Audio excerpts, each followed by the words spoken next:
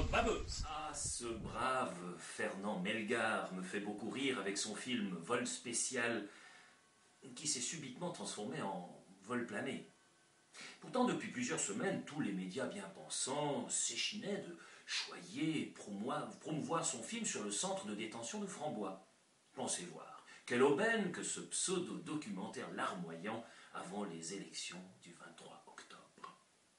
De quoi rappeler que les UDC sont des salauds et que moi-même suis le fils spirituel d'Adolf Eichmann, comme ce cher Melgar s'est plu à le suggérer lors de la présentation de son film à Berne durant la dernière session d'automne. Et soudain, patatras, on apprend que 69% des internés de Frambois ont un casier judiciaire, que l'un d'entre eux est un vendeur de drogue multirécidiviste et blanchisseur d'argent qui a poussé son amour du blanchiment jusqu'à tenter à plusieurs reprises de conclure un mariage blanc.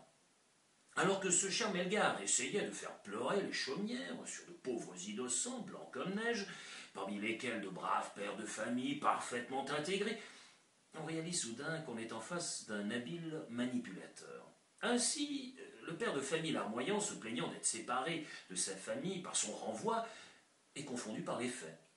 Il a évité tout contact avec ses proches des années avant d'être interné à Frambois. Tu parles d'une séparation forcée due au clone d'Eichmann.